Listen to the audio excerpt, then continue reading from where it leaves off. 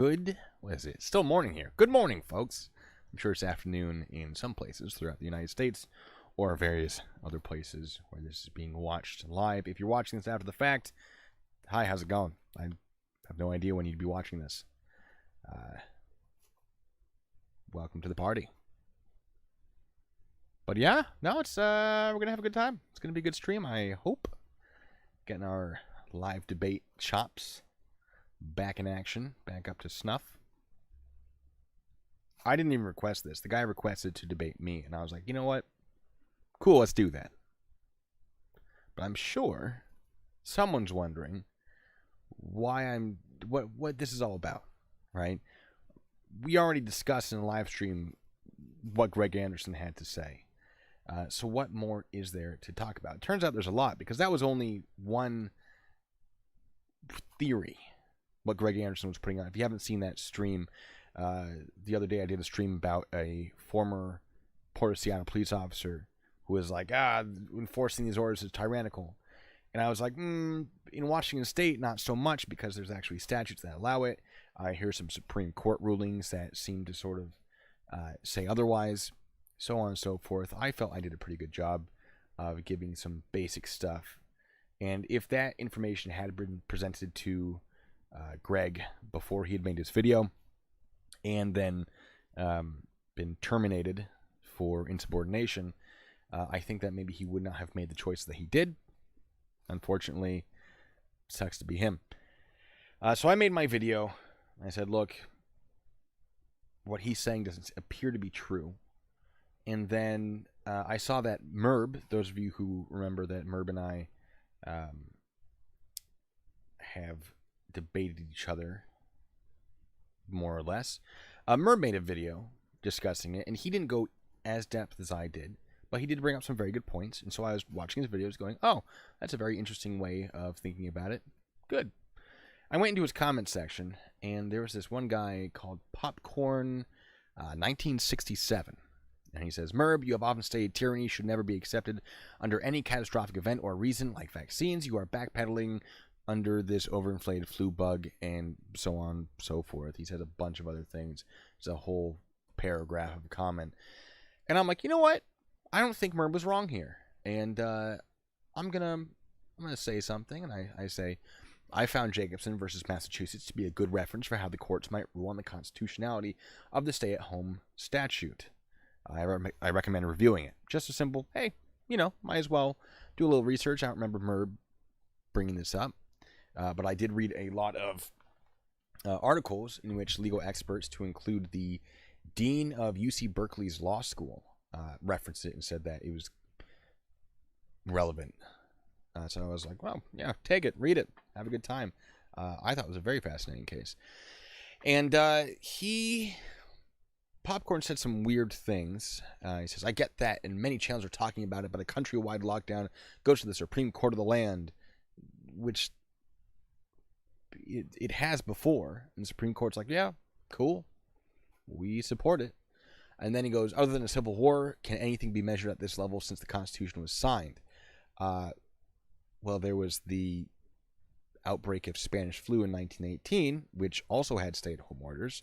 So, Popcorn, to answer that question, yes, there has been historical precedence to this.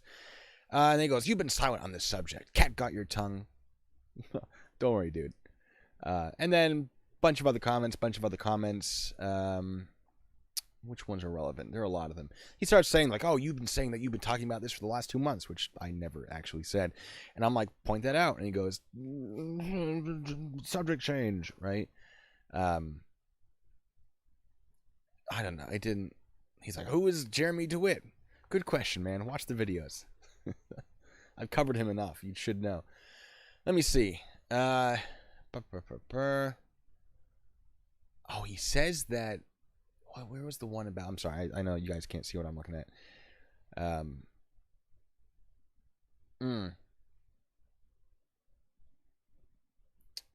Here we go. He goes, HR 6666 was drafted in January 2019. Now, if you don't know what HR 6666 is, it's the House resolution paperwork that was filed basically putting forth, and we're going to get into detail about what it is. I'm trying to be a little vague about it right now. But it's basically saying, like, here's money to be set aside to deal with this COVID stuff, with the virus. At least that is what is being proposed through this bill. And so he says that was drafted in 2019, in January 2019, the beginning of 2019, which doesn't make sense because we didn't have a global pandemic then. And then he said it was read before Congress 7 times by September of 2019. Sitting idle until March of this year, I found nothing that supports that. I know that was introduced to the House on the 1st of May, I believe. We'll get into that. So I'm looking at this going, what? That's not right. But he keeps going. He says, this makes everything the Nazis did in World War II seem like child's play. And that made me upset. Because the Nazis killed 11 million people in concentration camps, and 75 million people died as a result of World War II, civilians and soldiers, approximately. So for him to be like, yeah, making people stay healthy is equivalent to killing 75 million people, kind of rustled my jimmies. And I was like, are you kidding me? And I called him out, and he goes, again, I can't argue to those that don't listen. It's a fact that it was introduced in January of 2019. If you have balls, I will do a live stream with you to prove it. I'm a put up or shut up kind of guy. Put your balls to the test. Okay. You know what? I'll take him on that, considering everything he said appears to have been wrong so far. So, now maybe I'll be proven wrong. Maybe I like to keep an open mind, or I like to pretend I keep an open mind, whether or not that is actually the case. I'll let you guys decide. But I couldn't help but just I had to. I'm sorry for what's about to happen. But I told him I'd call him around 11, so that gives us time to talk. I'll go through some of your comments here. All right. Oh goodness, Mr. Gary is spamming that chat. Or was this before we started? I don't know. Yep. All right. MMCS Seppuku says, I think everyone in cars should be wearing a 5-point racing harness and a helmet if it saves one life, right? How much is too much? Well, I don't think a racing harness would do too much, considering I believe a lot of the deaths from, maybe not the majority, but a significant number of deaths in car accidents is due to the deceleration. Helmet and racing harness isn't going to protect you from that. It'll protect you from rolling, sure. But, there are laws in place to, I'm sure this will come up in this debate. There are laws in place to protect people from themselves and from other people while driving on the road, right? It can be dangerous, and there are laws that are designed to mitigate that risk. So why would it be unreasonable to create laws that mitigate the risk for the virus, especially considering I believe more people have died from the virus in the first 5 months of this year than die throughout the entire year through car accidents. I can actually check that. Yearly annual death car accidents. Maybe I'm wrong about that. I might be thinking of a different... Oh, no. I'm thinking of gun violence. Gun violence. Sorry, gun violence is like 33,000. 1.25 million people are killed in car accidents each year. Is that in the U.S.? That's significant. Oh, no, that's okay, it is 38,000 people. So I was right. Disregard everything I've said so far. All right. Worldwide, 1 point whatever million. In the U.S., annually, more than 38,000 people die. Now, we are at, 80,000 people dead from corona within the first 5 months. So, twice the amount of people that are dying from car accidents are dying of this virus. So, why wouldn't we implement rules to protect people, just like we've implemented rules about how fast you can go, seat belts, headlights, all these things. So that argument, I think, doesn't have too much merit, saying, oh, why don't we just have, helmets and 5-point harnesses? Well, we have laws in place. But how much would a helmet and a 5-point racing harness really do? What else we got? But I like that you brought it up. It's definitely something I've seen a lot, and it's definitely worth talking about. All right, 6 more minutes.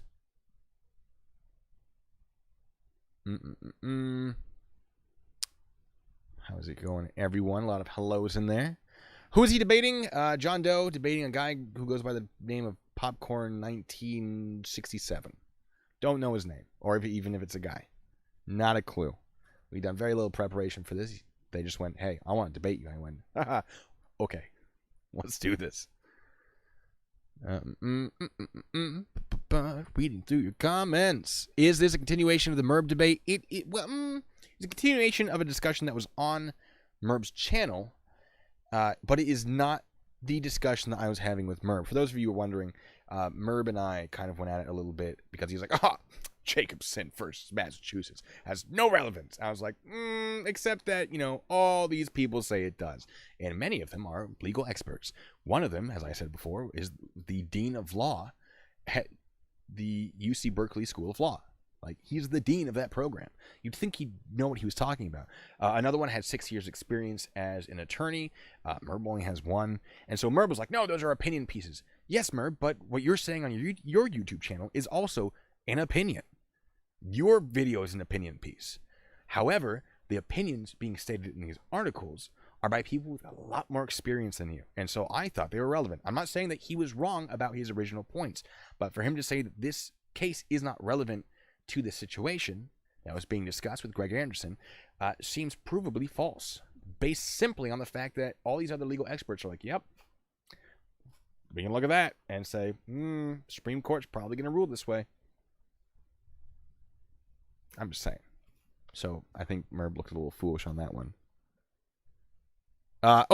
Wisconsin. That's probably going to come up in this debate as well. Yes, Wisconsin just said that their stay-at-home statute was unconstitutional, and it's really interesting why.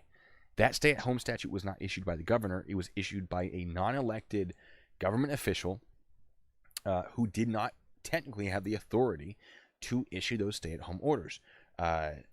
Based on the Wisconsin state statutes and legislature, the woman who had issued the stay-at-home orders shouldn't have. Now, she was doing it at the request of the governor, but really the governor should have issued them, because she was like, oh, I have the authority per these statutes, whereas the statutes were like, didn't actually give her that authority. So it was struck down not because the statutes themselves were unconstitutional. This is what it appears anyway. This is like 100+ page Supreme Court of Wisconsin, not of the United States, but the Wisconsin Supreme Court. It was like 160 pages. So I read the first quarter of it and went, no, I think I got a pretty good idea. And if someone can point out where I'm wrong, please do, because I know it's not fair to be like, yeah, I only read some of it, so I know what I'm talking about. Because, of course, there might be something in there. But it seemed to follow a pretty clear sort of chain of arguments. Like, this woman didn't have the authority. She made this statement. She based her claim that she had the authority to do this on these statutes, and these statutes did not actually give her the authority to do so. So the statute, while the statute may be constitutional, the way it was issued is not. So I hope that clears some of it up, and that's what I got from it anyway, reading through that situation. Can I up the volume a bit? Yeah, I can probably up the volume a bit. All right, let me see. What else? Comments. What do we have? I feel like I've mostly caught up. You know what? Popcorn is here. All right, Popcorn. Steve. All right, Popcorn's name is Steve. Perfect. Well, I'm gonna call Steve. I'm gonna do it. We're gonna turn on these headphones here, and we're gonna give him a call. Yeah, the Wisconsin thing is kind of weird. I was surprised when I saw that, and then once I read through it, I was like, oh, yeah, I get it. All right. Assuming I'm correct anyway. Let me see. Hold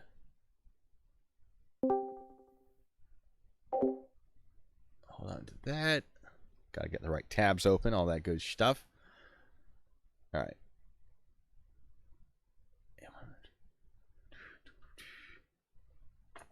Give me a second. I think I have the thing wrong.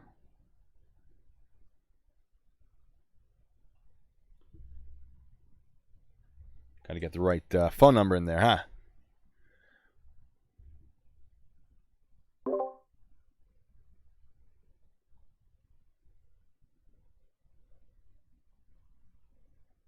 So usually I read this out loud when I'm typing into myself, but I want you guys to have this number. All right. It is 11, as I said it would be. We're calling. Ooh, that is loud.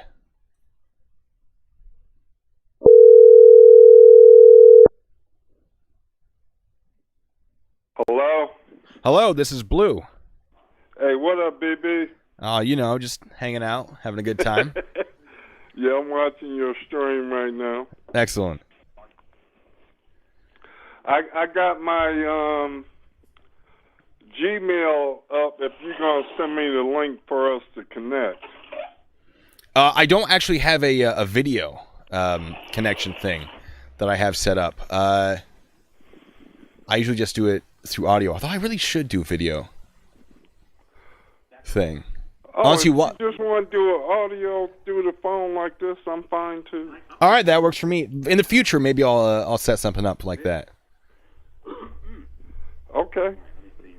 All right, so you were stating, you made a lot of statements. I don't want to speak for you, but we were talking about House Resolution 6666, and you had some claims that you made that I think are worth discussing. So wherever you want to start with that, feel free. Right. I got to turn your video down. Sure. Now I'm just listening to you from the phone. Okay. Yeah. Repeat that question again, BB. So, in the comments section, you were saying you made some claims about House Resolution 6666, and I don't want to speak for you. I don't want to start saying what you were saying. I think it would be fair for you to reiterate the things that you want to reiterate, and we can have a discussion about that. Correct. All right. Can we also go over, like, when you first got started, I just want to give a history of our relationship together. Yes, go for it. Okay. So when you, I guess it all derives around the military filming for public. Mm-hmm. And we got into it.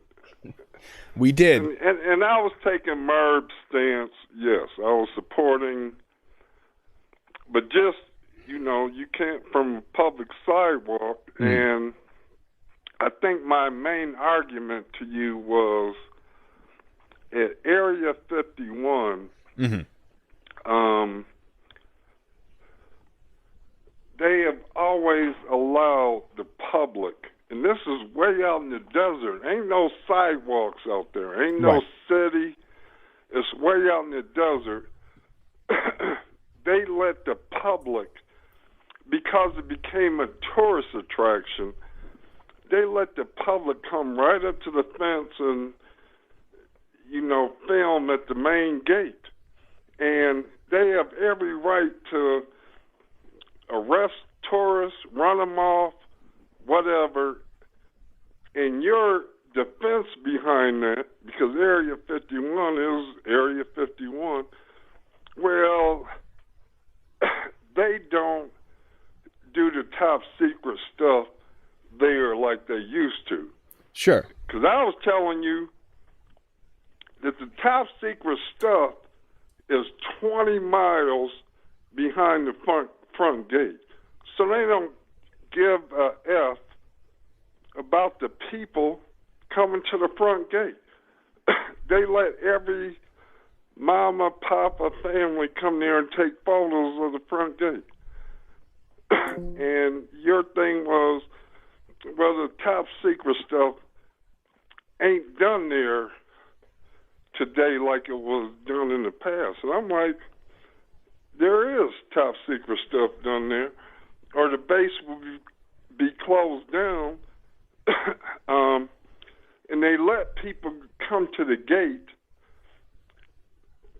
back in the 50s. It's been a tourist attraction its entire unknowing to the country. Do you see where we're going there? Right. Now I can talk a little bit about Area 51. So Area 51 was a site used to test experimental aircraft for the most part. And you can, if they let you, walk up to that front gate. On that front gate, all that surrounding land is government property. And if they want you to not be on it, they can be like, hey, get out of here. Now, have people taken pictures of the front gate of Area 51? Absolutely. Let me see if I can pull up pictures. They've been going there to take pictures. Right. I mean, people jumped the fence and tried to get back to where the secret stuff is. Mm-hmm. And I get that. We have no argument there. But that had to do with the argument of filming from a public street sidewalk. And you and Merv went back and forth with legality. Right. I sided with that. You can never, ever restrict filming from a public sidewalk, period. Well, and if you have top secret stuff, like Area 51, you got to put it 20 miles back behind the gate or the public sidewalk. And you would not relinquish that argument. And you and Merv went back and forth over whatever legal rule it was. But that's how me and you met. True, that is where it started. Yes, I'd forgotten about that actually. Right, I'm just trying to. That's where me and you met on that argument. I'm like blue BB. Right. You know, you cannot restrict from a public sidewalk, but you know that's just where we met. Sure. I just wanted to, before we got started. Now, I do want to say, with Area 51, the stuff isn't, I mean, you can get onto the base. You will be arrested once you actually enter it. But what it comes down to is what the base commander thinks is appropriate for the enforcement of that sort of thing. So as far as trespassing, more or less, they will allow you to get close. The moment you go on, you will be arrested. That has happened. Every once in a while, you'll hear about it. Many times. It's been a try to get to the alien. Mm-hmm. I get that, BB. Me and you are eye to eye on that. Right. So, but they have let people go to the front gate, mm-hmm. and there is no sidewalk there. That's purely government property. Right. And they let people come up to it just for photo ops over the last 60 years. And if that's what they're doing, the commander can authorize that. But per 18 U.S.C. 795, and there are signs all over the place around Area 51. Per 18 U.S.C. 795, if they wanted to restrict those photographs, they absolutely could, and they could enforce it through law. Right. Now, my argument, and I want to rehash the old argument. Me and you, we agree on that. Oh, yeah. So, I mean, the statute says that can be done, and it does not limit the application of that law to public or private property. Now, MERB says that it couldn't be applied to public property based on a few things, and we have yet to really have a good ruling on that either way. So I'm sure I'm keeping tabs on the arrests made around military installations. I have a lot of friends that are still military police that I keep in contact with and say, all right, who's been arrested now? You know, how's that case going? Has anyone beaten it yet? Right, because I agree with you. Like James Freeman walked across the, what do you call that? He was Fort Huachuca, I believe, is where he was arrested for that. The boundary line. A couple auditors crossed that line. Mm-hmm. And I agree with you 100%. You know, I'm anti... They're frauditors to me. Right. You know, we see eye to eye on that. But if you're on a public sidewalk, so be it. Like, you know, I have to defend News Now Houston. Mm-hmm. He was on the sidewalk, and he still got arrested. Mm-hmm. And I stand with that. So okay. I mean, I'm just still waiting on case law. It's going either way, and I know there are a lot of opinions about it. I have my opinion. Other people have their opinions, and I'm not going to say that my opinion can't be proven wrong, but I will say that my research certainly has strengthened it. But I hear that from a lot of people whose research is garbage. So someday in the future, I might be apologizing live, saying, yep, they got me. But at the moment, I believe what I was trained and taught to believe when I was enforcing the statute. So, but as far as, with that. yeah, Like I said, I think you're a great guy, BB. And I'm a fan of Merv. I think he's a great guy. And like you responded to a comment I made to Merv. It was yes. like, this lockdown coronavirus for 2 months has been going on. Right. And the First Amendment group, which also covers Second Amendment and other things with you and Merv, has been totally ignored over the last 2 months. I mean, you guys are talking about everything but the... Merv finally responded, which gave me a chance to vent at Merv. Right. And that's where that link comment, that comment trend came to. And only James and News Now Houston had mirrored a video that a million other people have mirrored. Mm-hmm. So it's not like giving them credit either, because to me, they haven't done anything either. Any side to law and activism in this community has been silent to what I call martial law light. Mm. And I basically, it took us a while to come to that understanding. Sure. That's what I was basically telling you. Because I was venting at Merv, and then you kind of came in the middle of it, and I was like, well, where have you been, Blue Bacon, on this martial law that we've been under? Because hundreds of people have been arrested from coast to coast for being in the park with their family, not wearing masks, surfing, going in the park, opening up their businesses, whatever it is, it's totally unconstitutional and martial law to me. And you quoted the law with the Massachusetts, yeah, Jacobson versus Massachusetts, right. Merv handled that with you to me. That was my opinion of that, because you can't, we've never been under martial law. So there is no case law to cover martial law. And this is definitely martial law light. So that's my opinion. Well, I would say that, we're not under martial law. Martial law implies the military suspending ordinary law. We're not using the military to suspend ordinary law. Now, I, as a member of the National Guard, actually, just the other day, I was called up to go on orders to address some of the COVID stuff. My mission is to move food so that people can get food so they can eat.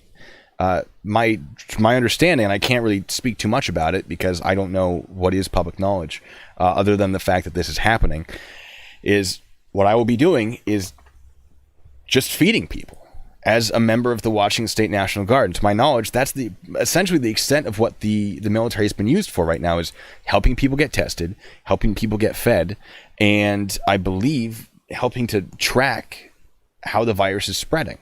Now, as far as martial law never being declared in the United States, I don't believe that is true. I think some states have declared martial law, but I don't think the federal government has. Let me check. So, martial law has been declared. I'm on Wikipedia right now. Let me pull it up. Wikipedia, obviously. During the Civil War, I would only assume possibly could that be true? Well, we have in the United States, martial law has been declared for a state or other locality under various circumstances, including under a direct foreign attack. For example, Hawaii under the Japanese attack on Pearl Harbor, Right. New Orleans during the Battle of New Orleans. Brought that up. I gotta give him Right. credit. Merv brought that up. After a major disaster, Chicago after the Great Chicago Fire of 1871, San Francisco after the earthquake of 1906, in response to chaos associated with protest and mob action, which is San Francisco during the 1934 West Coast waterfront strike, Montgomery, Alabama, following the mob actions against the Freedom Riders, and there are a few other smaller things. So it has been declared in the United States. Katrina, I'm sure, would be added to that list. Don't get me wrong, BB. Mm-hmm. I get it that during national disasters, things have to be implemented for control and understanding. And nobody in the world, in this country, disputes that. Even when you talk about quarantining people is behind quarantining sick people. And in your case that you brought up, that's understandable. Right. But you can't quarantine the whole country. You can't quarantine healthy people.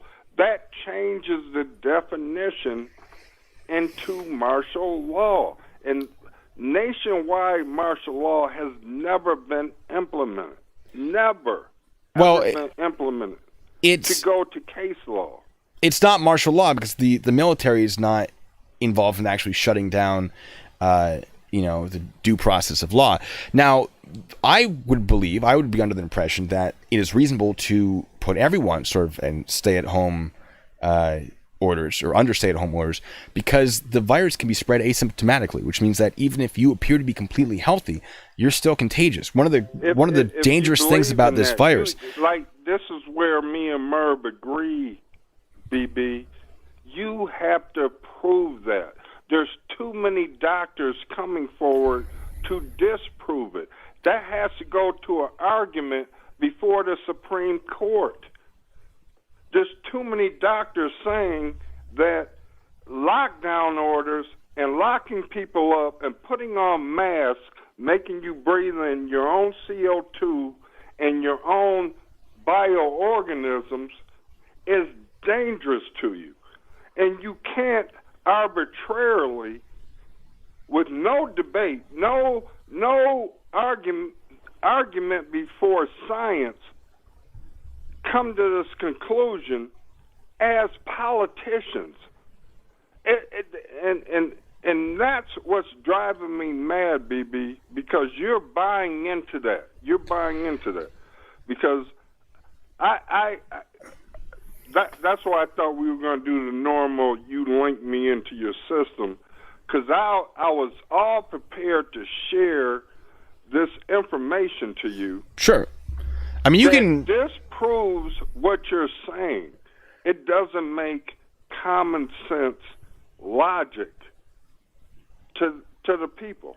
Wearing a mask, what they're saying, surgeons and doctors wear a mask so they don't spoil a surgical area.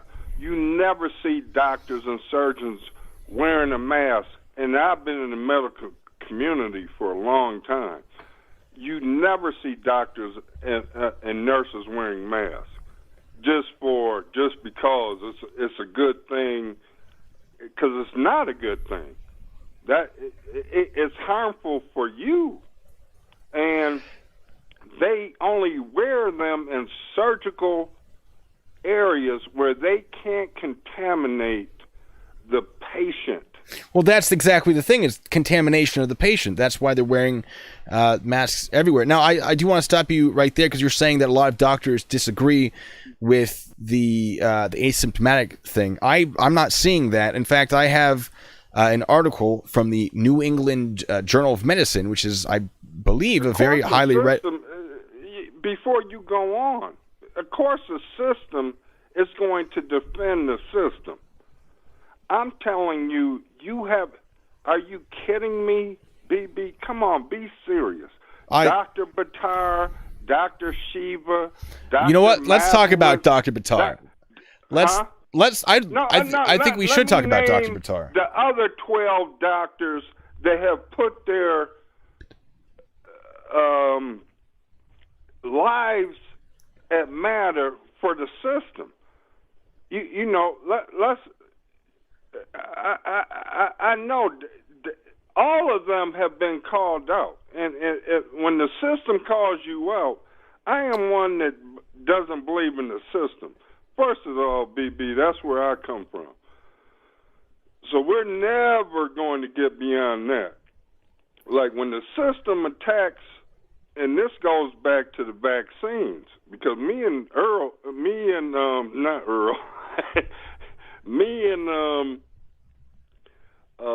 Merv are at odds over that, because he's pro-vaccine, you know, and this issue goes back to that.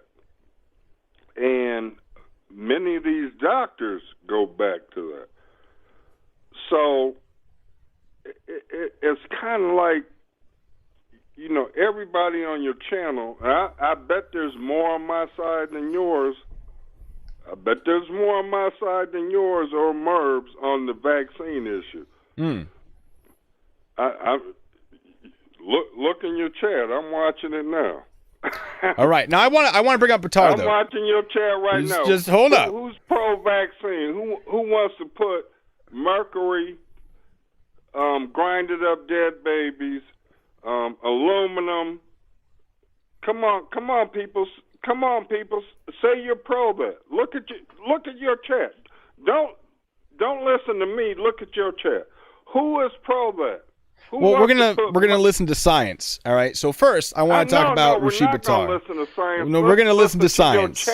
Why would my chat be an expert on vaccines? If I'm looking for a vaccine, right? If I'm like, I really don't want to get. They have common sense. But do they have medical degrees? If I've broken my ankle, to know the second most poisonous substance to your system is mercury. You don't need a degree to know that you don't want to pump that in your veins. How familiar are you with chemistry? Don't look at me, Blue Bacon. No. You're people on your channel. The people in my chat don't have degrees in biology. On, they don't have degrees, you doctorates. Don't want mercury in your system. Now hold up. Now hold on, Mr. Gary. Now hold on. Thank you, Joe. So those with a basic understanding of chemistry understand that when you put a bunch of elements together, when you put a bunch of, I guess mercury, I guess would be an element. I'm not really up to date on this. When you put a bunch of things together, it can change the overall effect that it has. It changes the molecular structure. So with mercury, if mercury, when present in a vaccine, is combined with certain materials that makes it safe to be in the human body. Now, mercury on its own, of course, is no good. But similarly, there are plants where they are poisonous to the human body, but when you cook them, suddenly they're not. It's the same plant. You've just put it through a process, right? Which would be essentially heat treatment, if you want to use that terminology. Mercury ain't a plant, BB. No, but similarly, mercury is a toxic metal. Until you put it through the right process. Until you put it now, there's through good metals and there's bad metals, like zinc. Zinc is a good metal. There's good metals and bad metals. Okay. It's just that we have to understand that why are they putting them in our system? Because and when you don't question that, BB. Oh, I've questioned it. I want to ask you, why is that? So why do you put your faith into the system as, okay, these things are toxic, but the system says I should put them in me, and that's good with me. Why do you have blind faith that the system is going to look into your best interest like that? Because they have medical degrees. They have science degrees. They've been to the school. I've been to school. There's hundreds of thousands of doctors that have come against this. I've seen two two doctors, and one, Rashid Buttar, which we're going to talk about Rashid Buttar for a second here. We're going to talk about Rashid Buttar. Let me discuss with Rashid Buttar. Doctors, the anti-vax. Okay. How many?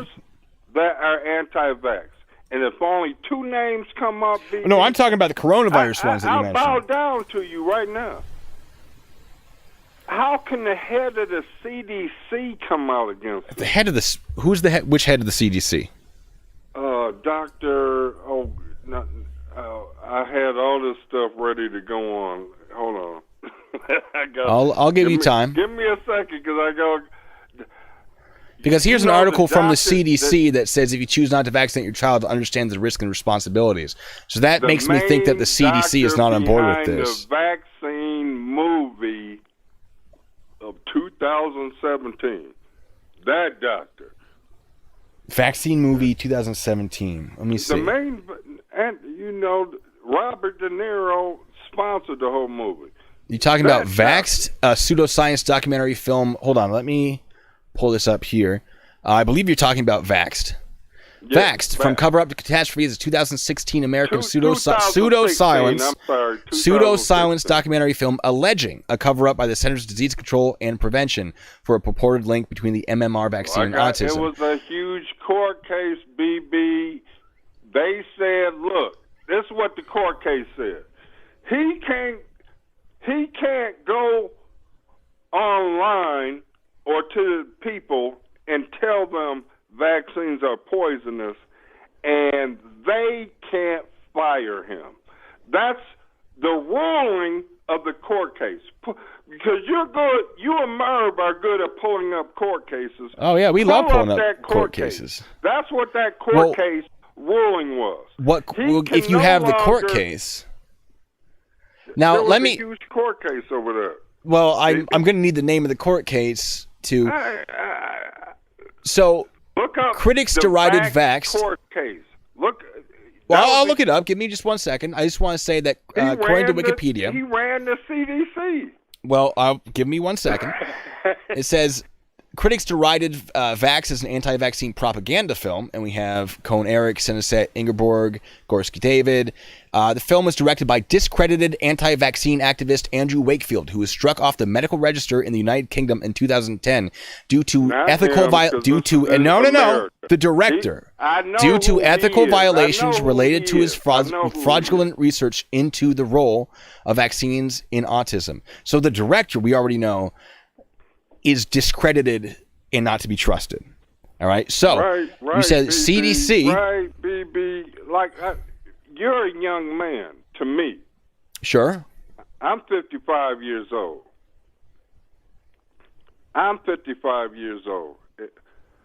And my oldest child, born in 1991, came under the new auspice of the vaccine program. Like I said, back then, 1 in 10,000, if you knew anybody was autistic, it was not seen. So I'm trying to ask you to look through my eyes. There was no autistic children at that time. That's not true. They didn't have a name for it. Whatever, BB. You're trying to. I'm trying to tell you what came out of my eyes, and I'm going to believe what came out of your eyes. You're trying to tell me, no, you're wrong. And I'm trying to tell you I'm right. And the people in your chat are going to believe me. I'm telling you there were no autistic children. But that's 55. Not true. It's just the name, the designation of autism. I saw, BB, and I'm telling you today, 1 in 29 children are autistic. 1 in 29. And I saw none. You think I didn't see 29 people? You didn't think I saw thousands of people? I went to large schools. I was from a major city. I went to large schools. I didn't see no autistic children. I didn't know anybody that couldn't drink milk. I didn't know anybody that couldn't eat a peanut butter sandwich. That didn't exist in my world. And in your world, BB, you're younger than me, a lot younger than me. There's peanut butter allergies, milk allergies, and autistic people. Sure. Now, and what's the common denominator that's the cause for that, BB? Because I'm telling you, what my eyes saw, and I'm gonna believe what your eyes see. So what's the common denominator for that? well, let me tell you about anaphylaxis, all right, which is peanut allergies. Answer that question. Well, let me answer the 10 other questions you've asked before that, all right? So anaphylaxis, all right, which is what happens when you have a peanut allergy, your throat closes up, you have trouble breathing. We know it's been around since at least 3,000 years. Humans have been subjected to that based on Egyptian. No, BB, don't. Hold on. Don't quote me that, BB. I went to schools of 1,000 kids, and we all went through the lunch line, and everybody got a peanut butter sandwich. Mm-hmm. There was no note saying, Little Bobby, Little Susie can't have the peanut butter. She has this thing that you're about to talk about. That didn't exist. And I'm talking to the people in your chat room. That did not exist. So I'm talking about the real world and what you're about to read me. It did not exist. Everybody got milk, a peanut butter jelly sandwich, and a bag of chips, and a cookie. There were no allergies, BB. None. Nobody was allergic to anything. Bees, which was normal. I was allergic to wool. Okay. Normal allergies. But these food allergies, everybody got a milk, peanut butter sandwich.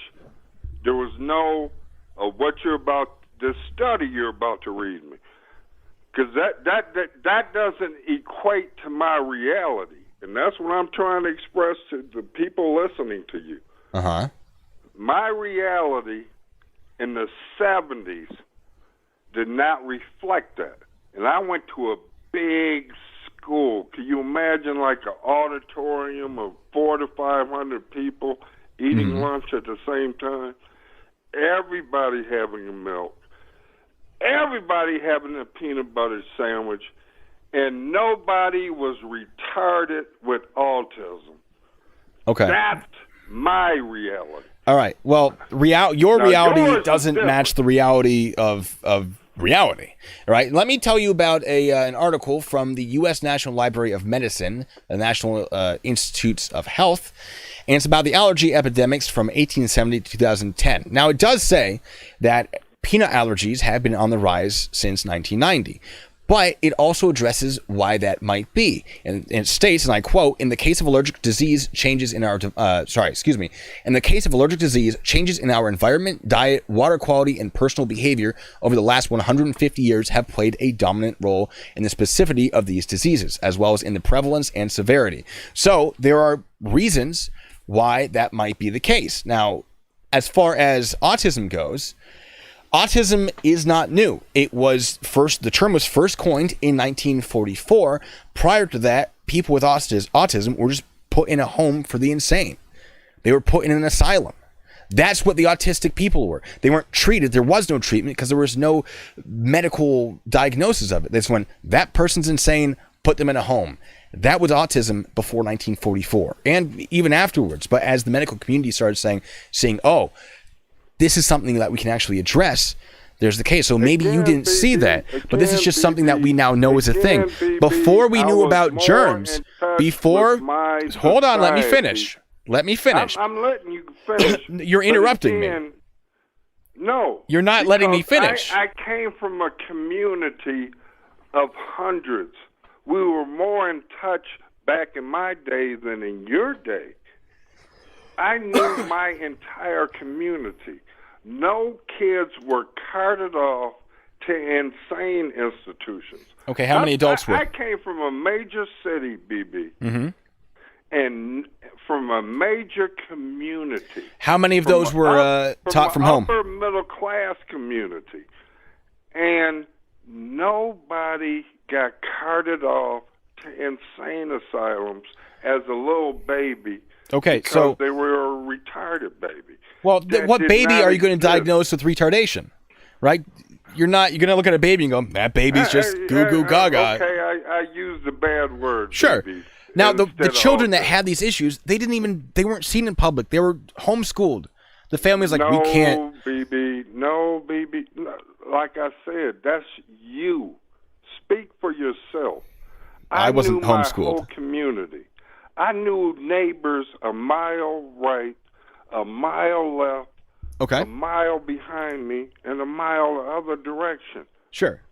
I knew neighbors. I had friends there. Okay. I have friends on every block, and that's how community was back in the 70s. Sure. Now you And understand that there is a 80s. spectrum of autism, right? There were no invisible people being carted off to this secret retardation camp that you speak of right now. And I'm using bad language behind it. Forgive me. But I'm speaking the truth. And I'm speaking to the people that are listening to you. I speak from my reality. And that's my reality. Like this coronavirus is my reality. Okay. From day one, I never wore a mask. I never social distance. I go out and I meet with a group of people that think like me. Sure. And we go to our local Walmart and we go to our local park and we congregate and we hug each other and we touch each other, and nobody in our large group that we even know has contracted this invisible disease. Which contracted which invisible disease? Autism? COVID. Oh, COVID. All right. Well, I'm sorry. I thought we were still on autism. I'm now, too are you old to saying? have autism? You No, might, all right. you might have autism. Ha! All right. No, I'm saying I don't say this meanly because I like you, baby. Like, if you weren't such a likable guy, we wouldn't be having this conversation. I like you. You're such a nice, likable guy.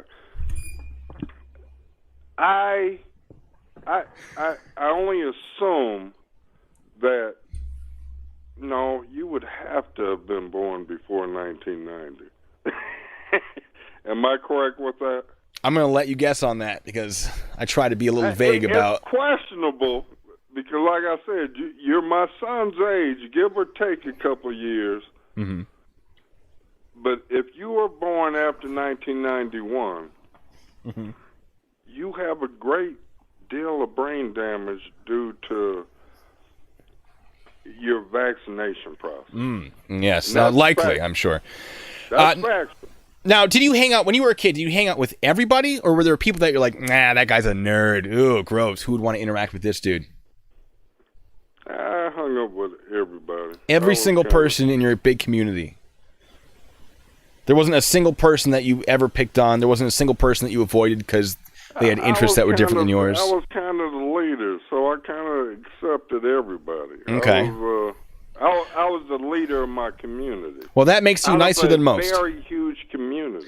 There's an article from BBC where this guy says, as a child, he remembers his family not allowing him to go to a new school. They thought I would be bullied to death. That's a direct quote from this man, Barney Anglis. He is now 49. He's been diagnosed with autism. We have another person What named. year? He was. I don't have a year. He says he's 49, so that would put him in what, 80s? Close to me. Sure. So we have another person, Robert Greenall, 53, a BBC journalist, recently learned that he is also on the autistic spectrum. All my life, this is a quote from him, I've been wondering why I could never quite get other people, and they could never quite get me. You're an enigma, or you're on another planet, were jibes he heard frequently. This isn't new. This is not new. This is just something that hasn't been completely understood and has been get that, misdiagnosed. But the numbers are the numbers. I'm saying the numbers are the numbers. If you want to use the COVID coronavirus numbers as they are, I can't dispute that because you're going out into outer space to pull those numbers down into our reality. I can't dispute them. Now, I could say some things like, 98-year-old woman on stage 4 cancer dying within the next 2 days had coronavirus put on her certificate. I could say that all up and down, but I can't. Those numbers that they pull out the sky are the numbers. But my thing is, in 1990, 1 out of 10,000 people. That's the numbers. That's what your team. That's your team, not my team. That's what your team says. Your team says 1 out of 10,000 people, kids, children, born, 1 out of 10,000 were diagnosed with autism. Because when I was a kid, it was in the late 60s. When I was a kid, it was in the late 60s. And the numbers then were none. I'm glad you brought up the 60s, actually. No kids had football helmets on and little beady eyes and played and were doing funny things with their hands or fingers by their face. There were none in my day. I'm just telling you what my eyes saw as a kid. Okay. I walked through my school, I didn't see any kids like that. And you're trying to say, well, they were carting them kids off. Well, I'm not saying it happened often, but it did happen. And that's provable. Well, like I said, I lived in a large city in a large community and knew none. Well, speaking if you want to say, but then it gets into those numbers again, BB. 1 in a million, 1 in 1,000. When I was a kid, but I'm giving you the 1990 numbers. Sure. 1990 numbers, 1 in 10,000. Today numbers, these are your numbers, BB. 1 in 29 kids are autistic. These are your numbers. These are my numbers. These are your numbers. Okay. Well, you say 1968, the numbers were, or 1960 were down.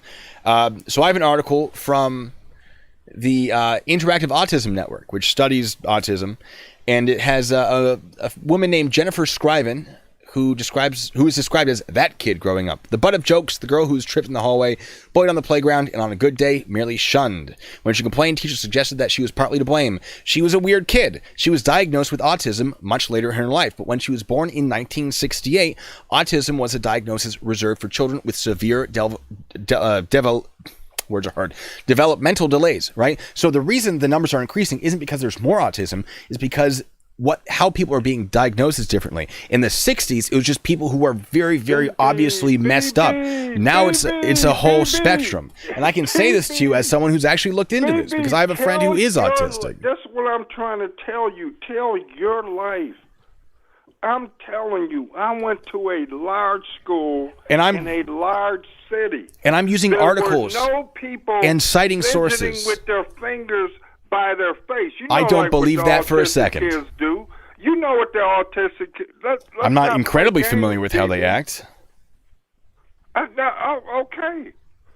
All I'm saying is here's article after article after article after article. Different generation from me, BB. But this article is about the generation, the woman born in 1968. I went to a large school in a large city, and I never saw people just flittering their fingers by their face, just staring into the sky. Well, that's because that's not what was up. what That every did not instance of exist. autism is. That's the least functional form of autism you're going to see that. But autism is a spectrum, and people fall in different places on the spectrum. So when we diagnose with autism today, it's what part of the spectrum are they on, as opposed to are they incapable of interacting with society. That's one of the main reasons that the numbers are up. BB, these people didn't exist. I don't care what spectrum you want to put them on. I'm reading the articles right now. I didn't see kids just banging their heads into the wall going down the hallway like, what's up with Bob? That's because that's not autism. That didn't exist That's to mental me. retardation. Autism is different. Autism is just a developmental and social disorder for the most part. People don't interact well. I know what it is, BB. I've studied it because I'm anti what causes it. I know everything about it. There's nothing you could tell me about autism or the other diseases that stream from it. Because I had 3 kids, BB. I don't know Sure. if you have any children.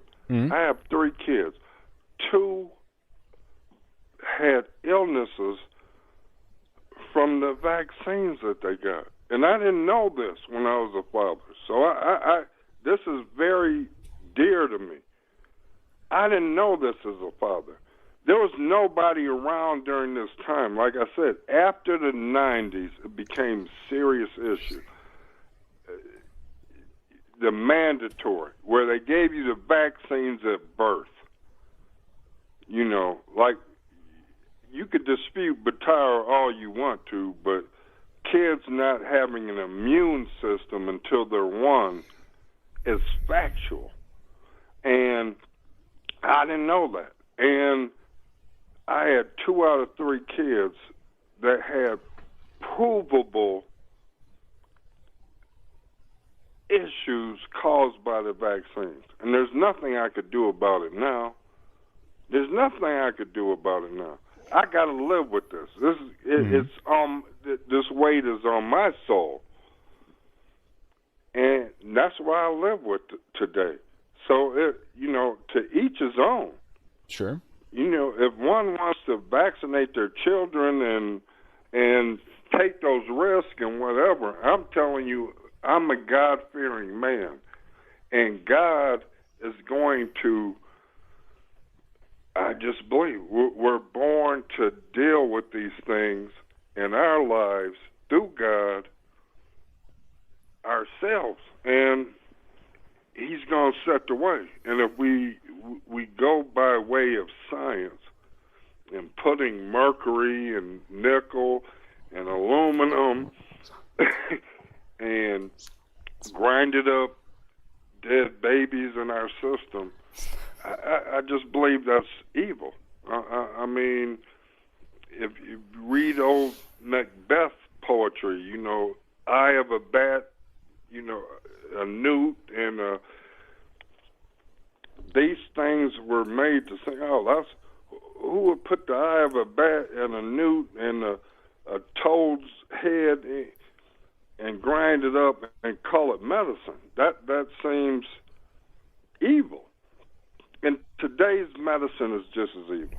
And that's my take on this. And if you read these things off, aluminum, mercury, and they don't hide these things are toxic and poisonous. And grinded up baby. And we use grinded up monkeys. If you look in many of these vaccines, they have grinded up monkeys. And you have to ask, you don't ask yourself why, BB. That's you. You don't ask yourself why. Why are these things in the vaccines? I get the dead vaccine to build up your antibodies to fight the vaccine.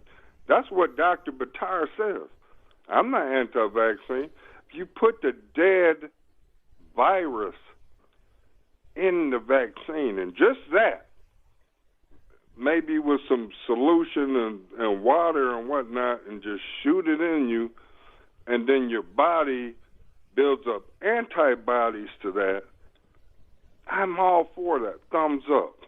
But there's 17 other toxic chemical waste products added to vaccines, and you don't ask why. And that's my problem with you, Merv, anybody else who supports the system. You don't ask yourself why. Why is that stuff in there? Why do you need mercury to get a medicine in your body? Well, and you just accept it and support it, and then you go on your keyboard and get facts. I use my keyboard to find facts that are stated by medical and scientific professionals. No, but forget the medical. Why is your common sense?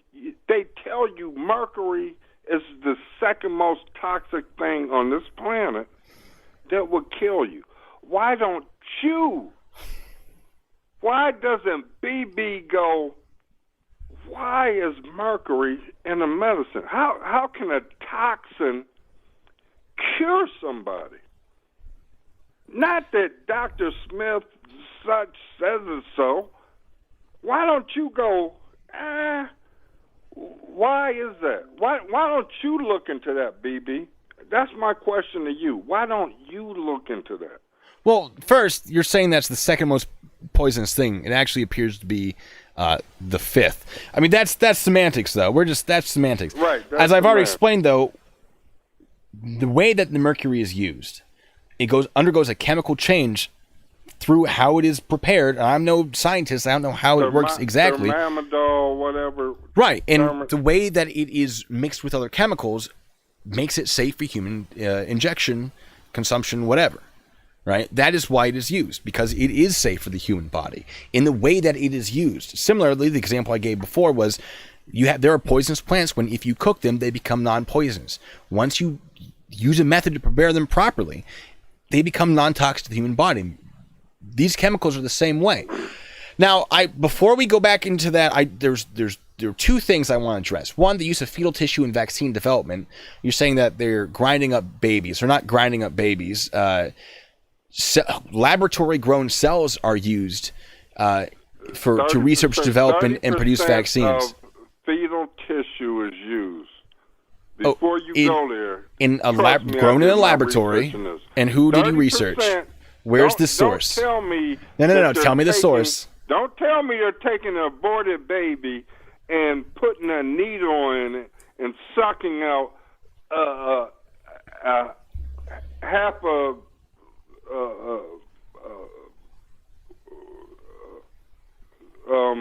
shot worth of cells out of a baby. Before you go there, I know for a fact 30% of a fetal baby is used in not just vaccines. There's in things you use and eat, and I eat. I didn't know this at first. I know it now. But there's 30% of that baby used in vaccines. There's not a laboratory where they take babies and mush them up and make vaccines out of them. The cells are grown in a lab from cells gathered in the 1960s. They're still growing cells off of that to use for research. They're not grinding up fresh babies daily. Well, I got research to dispute that. I would love to see it. I would love to see it. I would love to see some sources that are cited. I would love to see. I'm not on a direct link where I could go pull into my research and share it on your thing. We could do this again in the future. Sure. I think that'd be fun. I can show you that. I think that'd be a lot of fun. I'm trying to tell you there's proof and just that research where they caught two ladies that were from the where they kill the babies foundation that explain that you get most of the baby. You think you squeeze a needle in the baby and just get these little cells out of it. No, that's and not then what I think. The rest of the baby is tossed to the trash. There is no baby. There's no baby. They're not using. Whatever BB. That was shown on CNN, Fox News, MSNBC. We go argue with them. Don't argue with me.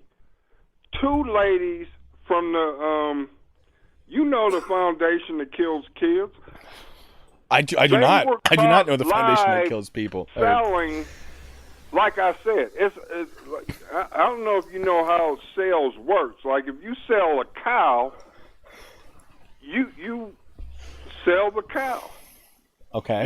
You're not like, I'm going to sell you 3 cells inside the cow, and 99.9999999% of the cow is going to go somewhere else to be processed. Well, if I'm using the cow You're getting the cow. They're selling 30% of that baby. I'm saying 30% of that baby is used for the vaccine process. The rest of the baby ain't being thrown out, BB. I mean, that's a different argument on a different subject. I'm saying they're in our hand lotions. They're in our all type of other things. They're in our food seasonings. We just don't know that they're there. That's on a whole different argument. I'm talking about on the vaccine process of it. 30% of that baby is used for that vaccine. Not just they're sticking a needle in there and grabbing cells out of it. No, 30% of that baby, the feet, and you have to do your own research. The 30% of that baby goes to the vaccine, to the pharmaceutical companies. 70% of that baby goes to some food processing companies. It's in your seasoning salts and other things. You could believe this or not. I'm not going to debate that with you. I mean, it is what it is. Well, I will tell you that if I'm buying a cow for cellular research, I don't have to buy the entire cow. I can just take a very small sample of cells. I'm talking square inch of skin. I mean, maybe not an inch. I don't even know. But they can regrow those cells in a lab. They don't need an entire cow. And it doesn't kill the cow to take that small sample. The babies that they used originally to get these cells were not living babies. They were already dead. And they went, we can harvest the cells from those. We can regrow them in the 60s. They're not aborted fetuses. They're not. We agree on that. In the 60s, there were. I do not know about that, but they're not taking fresh aborted fetuses every day and harvesting cells from them. That's not what's happening. I'm looking at articles right now. I got one from the BB. You can't call the devil and say, the devil, do you do bad stuff? No, BB, I'm a good guy. You see that, Steve? The devil just told me he's a good guy. Mm-hmm. You can never say I go to the system and they say they don't do no evil. So I just want to check. You're saying that we can't trust doctors and scientists and people with medical degrees because they're doctors and scientists and people with medical degrees? It depends, baby. Okay, so if a doctor says, hey, I went to medical school for... Do you believe you have to have some sort of discretion? I believe that it helps to have a medical degree to determine whether or not something is medically sound. Some sort of discretion. Discretion in what way? Like everything isn't as it is. I think that... Let's take global climate change. I can't take a global doctor, scientist that works for the system to tell me, global You see where I'm going? Do I have to really? I'm not really sure how global, how that was climate change factors into this. BB. I'm saying, Sure. If a doctor, like you say, Dr. Fauci with this climate change nonsense, or with the pandemic nonsense, Sure. you can't say what he says as science. You have to have a unbiased system that goes, I have no horse in this race. This is where I'm coming from. I'm a doctor. That's why I list doctors that have no horse in the race, and you try to dispute them, and that's fine with you because you want the horses that have connections to the system. And I want the horses that have been educated properly. You would never get anywhere if you totally believe in the system. You have to be biased. You have to have dissension to the system. And if you're part of the system and believe in the system, we would never get anywhere. Okay. Now, speaking of... So you can't say doctors.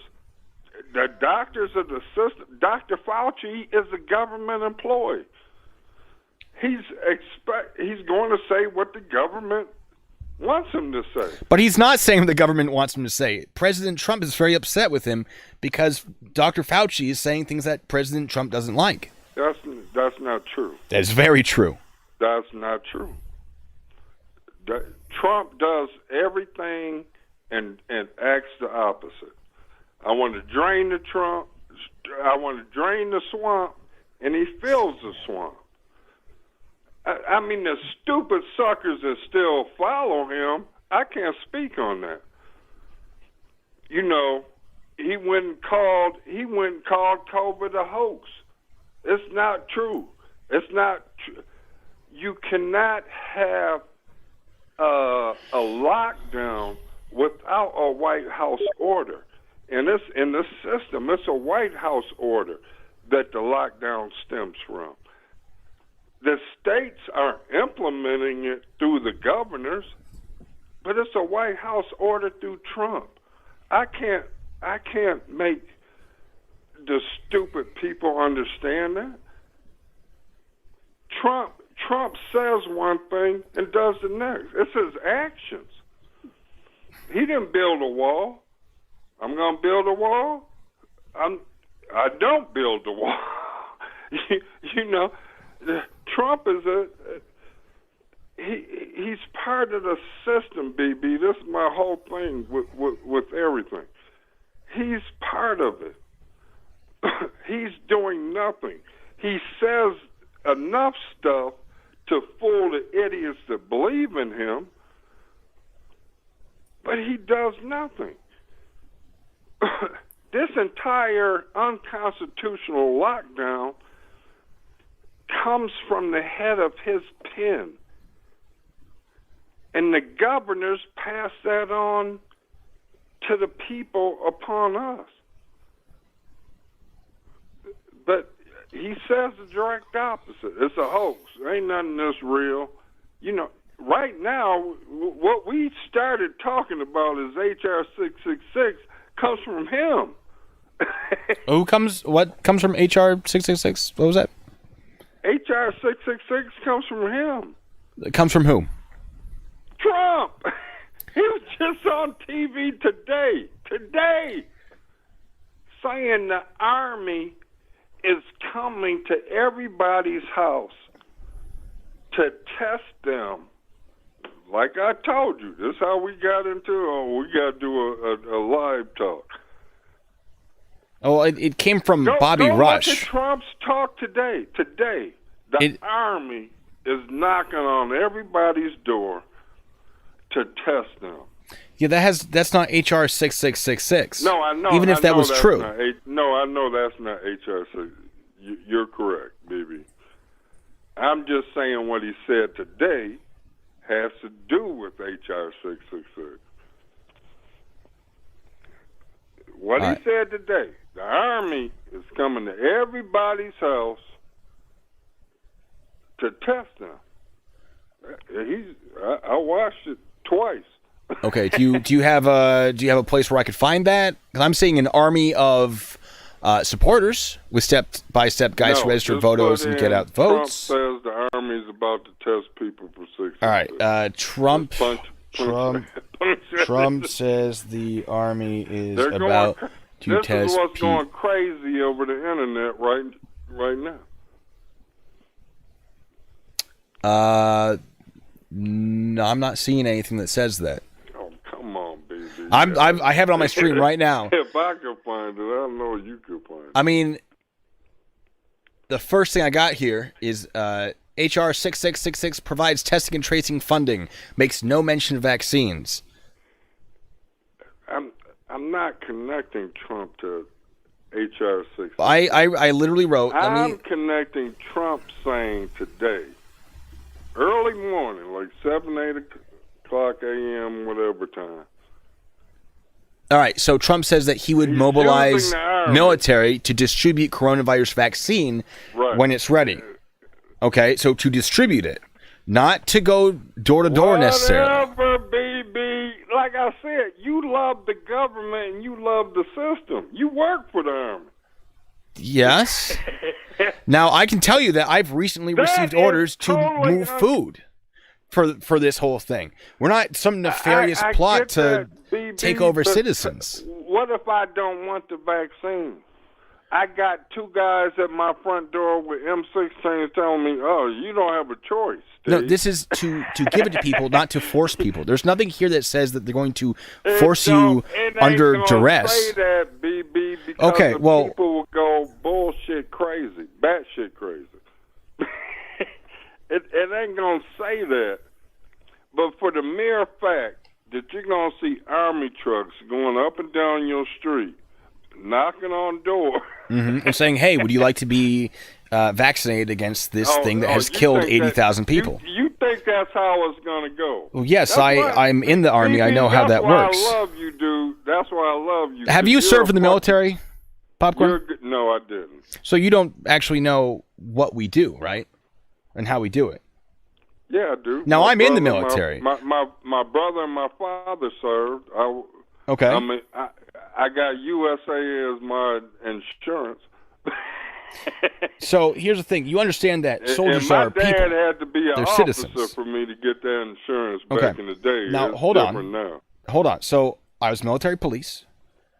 I am now in the National Guard, having done 6 years active duty. All right. I'm familiar with how the military can be used off of military installation to do law enforcement shenanigans, which is incredibly limited to the point where it's not even worth getting involved in. And 2, now that I've received orders to go and help out in Washington State with this coronavirus thing, moving food so people can get fed, I can tell you from the briefs that I've received, there isn't some, grab your guns, let's go. That is, at no point has anyone even come up with that idea. That's absurd. I'm not saying that. You said that they're going to come to your door with guns and force you to be vaccinated. Those were your words. Door to door when the vaccine comes out. Sure. With 2 guys in full military gear with M16s. Those are guns. Or carbines, whatever they use nowadays. M4 carbines, yeah. And some medical military person or a civilian military person with a shot in their hand knocking at my door. Well, they're not coming with guns. That doesn't disturb you? Why would they have guns? When does the Army come to your house? Come on, baby. If they're giving you a flag, if they're saying that someone has died, all right, they'll come to your house without guns. No, if they're you're right. Okay. Come on, I've baby. never. But you're thinking that that's going to be.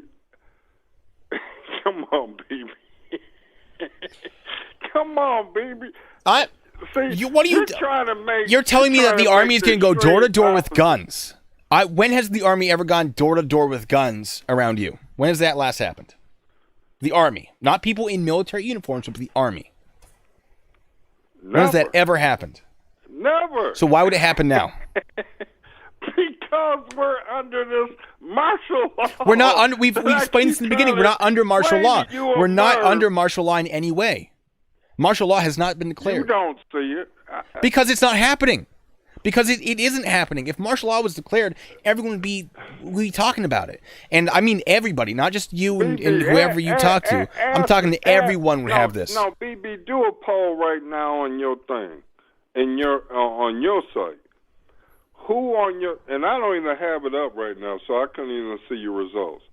Ask people in your chat. Listen to us right now. Chat, do we think we're under martial law? Who thinks we are under a martial law? Now, keep in mind, martial law. Martial law.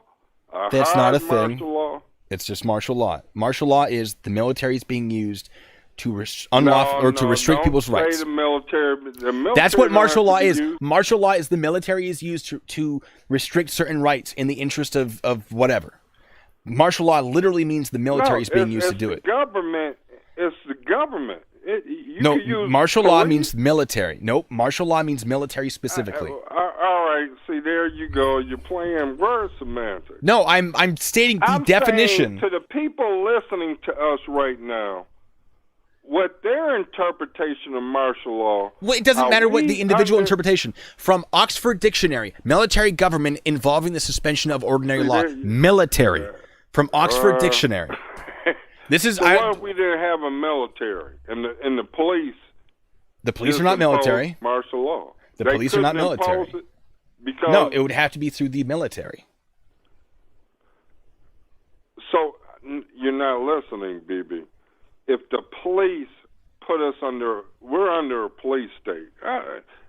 Well, the police wouldn't issue martial law. All right, let's take martial law all over it. I thought that was a prettier word to use. Ask the audience, and I can't see it right now, are we under a police state? Governor state, police state. You and Merv like playing these word definition issue things. We have a common understanding. And I'm not even looking at you, but when I was looking at before testing, they were saying what I thought they would say. We're under a police state. I call it martial law. Okay. Excuse me. Sure, okay. I'm sorry I call it martial law. And that's what this came down to, BB. I was just very disappointed with you and Merv for not drawing more attention to the system, the government really cracking down on its people. That's what this comes down to. What we think about this and that, me and you can argue that in comments all the time. Mm-hmm. But I was just like, why isn't BB and Merv talking about this? It's been 2 months of what I call martial law, but government overreach of the laws. Because you can't, you're right, you can pandemic some people. You could confine sick people. Mm-hmm. But you can't confine the entire country that are full of healthy people. Merv is right. It's a due process. You got to prove that they're sick. No, you had to prove that there's a risk to their safety. Right, but you don't have to prove that they... that. Right, and that has been proven. 80,000 people have died so far. Right, you can't blanket. Both of y'all have been right in your arguments. But when you throw that aside, I'm saying, why aren't either of you talking about this injustice of the Constitution going out the window? Because it's not going out the window. It's there are rulings that explain how, and I've supported that with facts. No, but you didn't answer my facts even when we were commenting back and forth. I said there were 7 senators no, seven, not seven, senators too, but there were 7 sheriffs in my state alone, my home state of Michigan. 7. I don't know how many of them officially, just 7 that I caught through the internet. And I've caught several others in other states, the state I live in now, and I'm like, and from the law of averages where I wouldn't be seeing the news feeds, I could say, shit, 1, 2 to 3 sheriffs from every state has came public with this because it was behind that cop. And Murd made a big issue. Oh, he's just a cop. You know, he doesn't even have a rank. He's not even a sergeant. He didn't go to college. And I was like, well, okay. I was like, well, fuck that, Murd. All right, you got that. You know, he's stupid. He made a video. I agree with you that. You know, he should have been fired. Even though I agree with why he did what he did,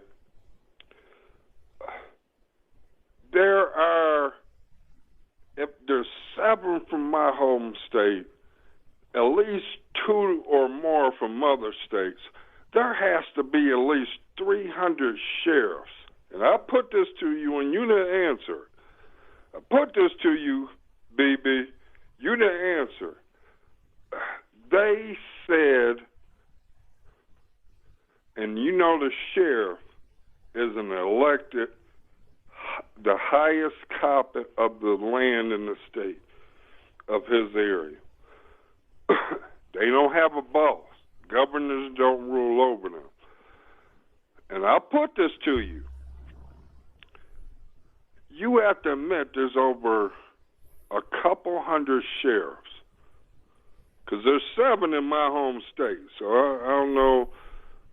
Law of averages, there's 2, because, you know, sheriffs have their own little camaraderie across the country, their own little unions or, you know, Masonic lodges and whatever.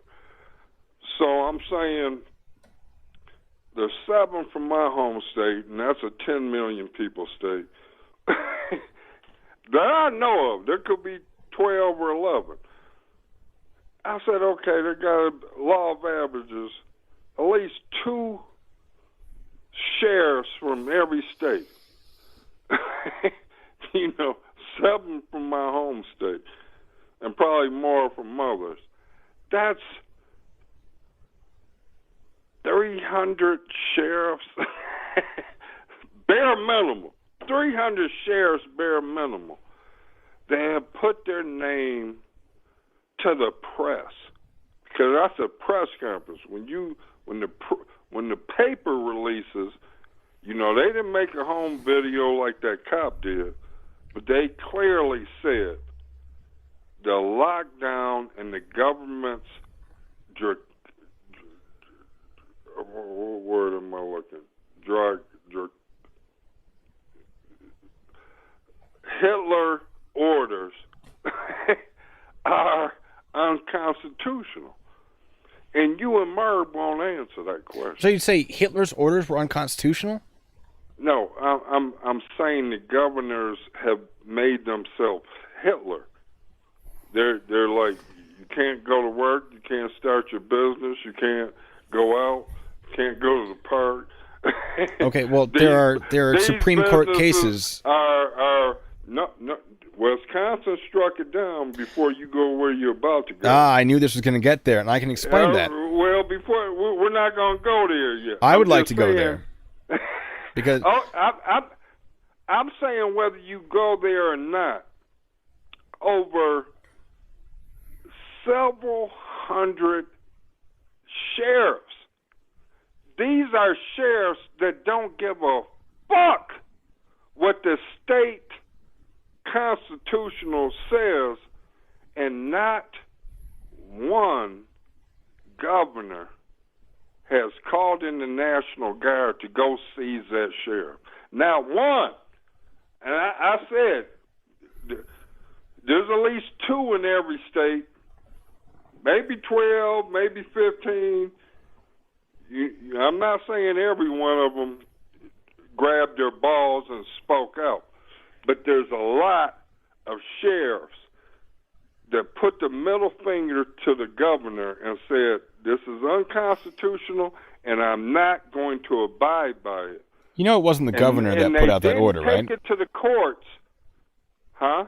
It wasn't the governor who put out the stay-at-home order. That's why they struck it down. It was a different official. And they went, the governor would have the authority to do this, but you don't. So this can't stand. Who? You're talking about the Wisconsin case. I'm talking about Wisconsin. The 160-page Supreme Court ruling. So it's Wisconsin State Supreme Court ruling, I believe it was. I just know that they struck down the orders. Yes, because it wasn't issued by the I don't know governor. where they came from. And the governor would have the authority to do it, but the person who issued the order did not. And so the statutes that they were using to support their ability to issue that order did not actually allow them to do it. And so the Supreme Court had to say it's no good. Semantics. Because that's what it is. I'm telling you this because it is factual. You love semantics, BB. It's not semantics. It's the truth. It's what the Supreme Court of Wisconsin said. They're like, look, the governor would likely have the authority to do this. However, the person issuing the order was not the governor. That's in the case. That's literally in the case.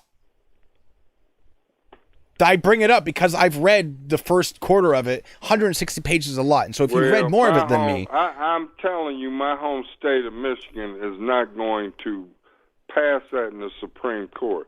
But that wasn't even my point, BB. I was telling you, sheriffs don't care what the court passes down. Their livelihood, and I told Merv, I said, you know, sheriff departments have to pass, they got to prosecute people through the courts like everybody else. They have legal teams. They have prosecutors and whatnot. They have a precedent. And how so many of them have come forward and said they will not enforce any of these draconian laws. That was the word I was looking for. How they would not enforce them. It doesn't matter what the Supreme Court or the state court or the court that they live in. You can't make them interpret something that they don't interpret. You can only call in the state police and probably some military assistance and go arrest a sheriff. You have at least 300 in the country right now who have put their name up to say, I don't like using that language, S my D, to the system, because they find this unconstitutional. Not one governor has called upon the military to be like, let's go put this sheriff in check. Okay. Well, that's because the sheriff has officer's discretion. That would tell the people who really has the power in this world, because they know if that came down to a system, there at least has to be 300. I'm saying, but not more sheriffs have come out and said, this is totally unconstitutional, we won't enforce it. Well, and I put in my comment in that thread, in most major cities, you have a police department, which is totally owned and paid for by the mayor of that city. And they're bought and paid for. So if the sheriff's saying he's not going to enact this unconstitutional behavior, they're like, in most cases, I mean, you go into rural areas where you're like, oh, fuck, I guess they're just going to be open and running like business. But in most cases, they go, okay, well, fuck you. I'll just have the chief of police and a couple squad cars up to arrest these people opening their business or doing this and that. But that has been the case. Nobody has gone, okay, because that would go to the Supreme Court of the land. Them going to arrest an elected sheriff, the most highest police in our country, in our states, in our individual areas. Nobody has put that to the test, because when you and Merv talk about case law and shit like that, I said that'd be case law like a motherfucker. You know, going to arrest a sheriff, bringing in the army to arrest the sheriff, because I don't think the police would have the balls to do it if you're in a major county. What about state police? It wouldn't matter. It wouldn't matter. If you're in a major county, if you're in the L.A. County, whatever their county is, and that sheriff says that, you know, he has a couple thousand men under him. I mean, how do you see that the state police, you know, going up against him? Like I said, you'd have to bring the army into it.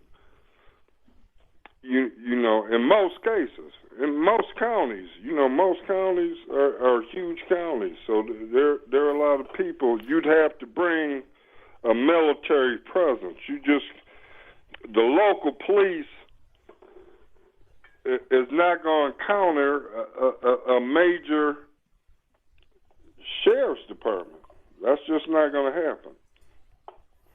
Well, here's what would happen. Don't see that. As someone who is in law enforcement, if that sheriff is breaking the law by not enforcing this, and they have officers' discretion, so they can actually choose what their approach to this all is. It doesn't mean that it's not illegal to violate stay-at-home orders, but police do have discretion in how they're going to deal with it. So if a sheriff's like, I'm not going to have my guys enforce it, that's technically something that he can generally do.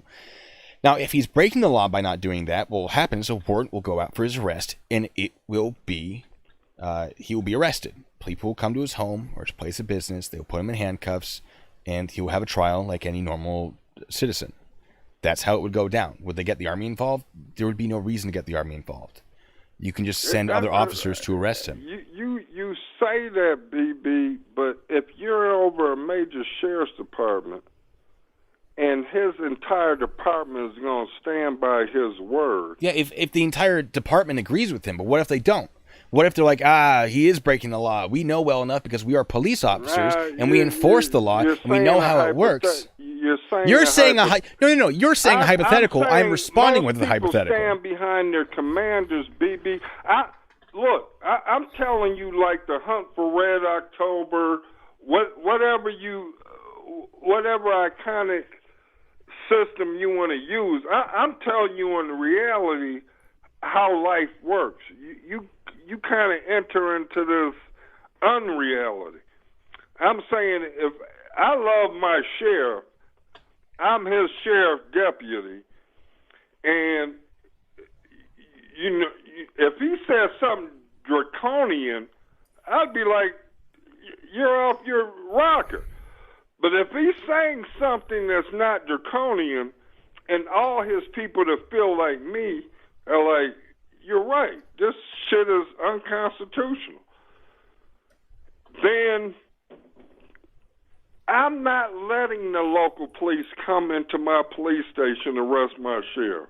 And it's going to be the biggest police gun-down battle ever filmed in the history of the world. I'm going to tell you, as someone who was a police officer. And I know 100 of my sheriff deputies, because that's what we're called, are going, and you know this. You know this if it was the other way around with the chief of police. And that's not going to happen. So the only way it could happen is if an intermediary got in there as a military presence.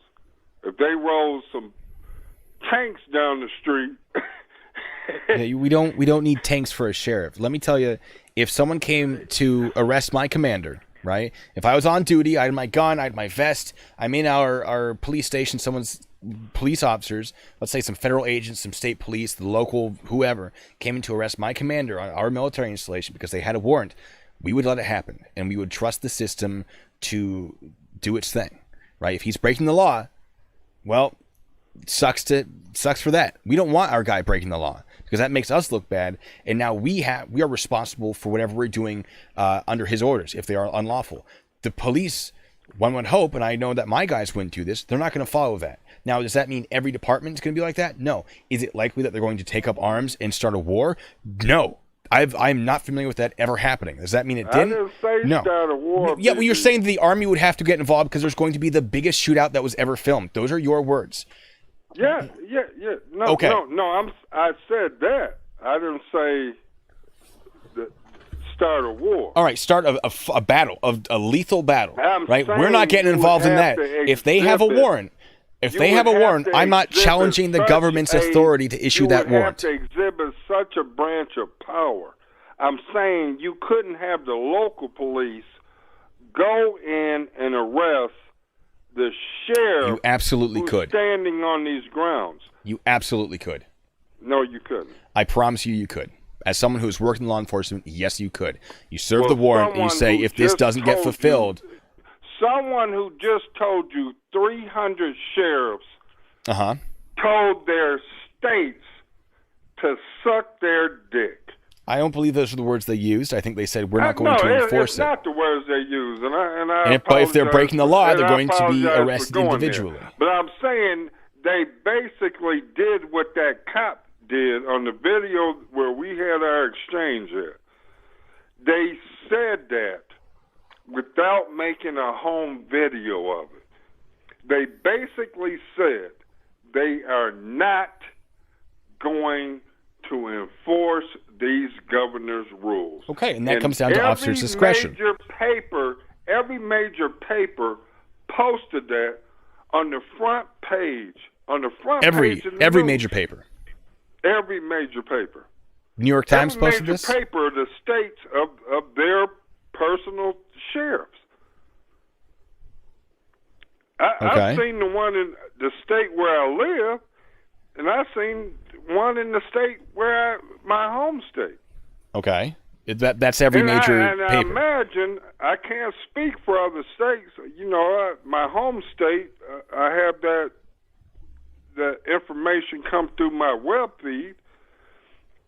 But I would imagine I've seen other states just on happenstance of sheriffs everywhere saying this. So that's what my original question to you was. Why has the governor not did what you said? Done what? What? Like you said, the sheriff said, I'm not going to enforce these laws. Because as I've explained, any of these laws, my deputies are on order to ignore all these laws. If they bring in somebody for not staying at home, being in a public park, I'm arresting my deputy. That's what they went on the record to say, and their deputy stood by them.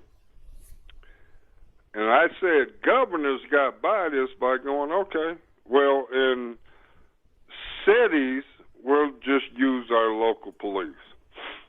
And that's where that went. But it was still a stab at the system, like, you know, come on, BB. It's like if I push you in your chest and we're going chest to chest. I Sure. push Well, you and you don't push, and I don't push you back, and you don't push me back. It means I punked you. So this was a system pointing to all 50 governors at one time, because a lot of the states were back to normal.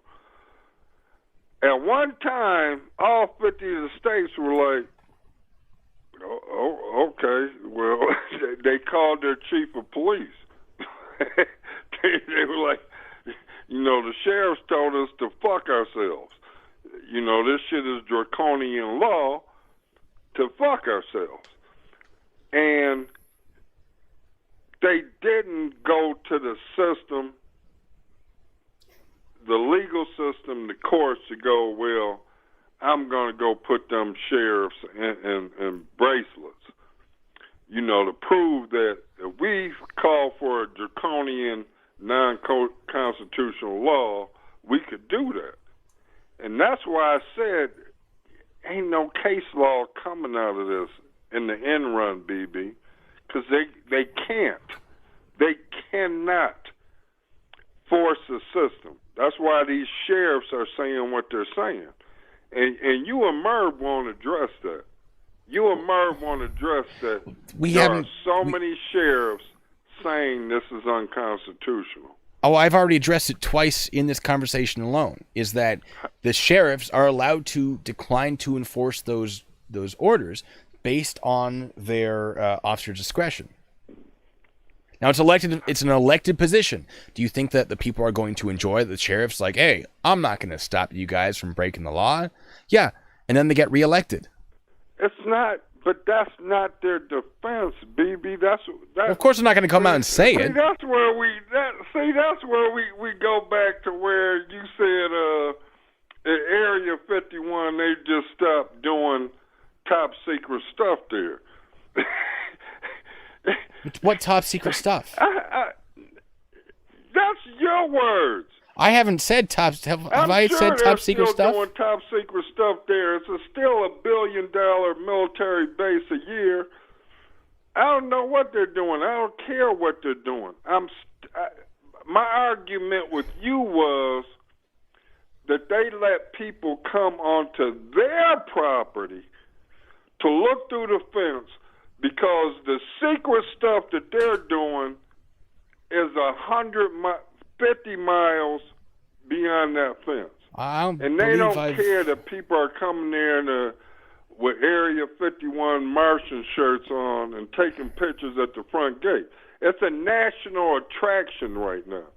And you diminish that by saying, well, they're not doing real serious secret stuff there anymore, and that's why they allowed it. They allowed it in the 50s. They allowed it in the 60s. They allowed it in the 70s. They allowed it in the 80s. They allowed it in the 90s, 2010, 2020. It has nothing to do with what's going on 50 miles, and that's what Merv trying to tell you.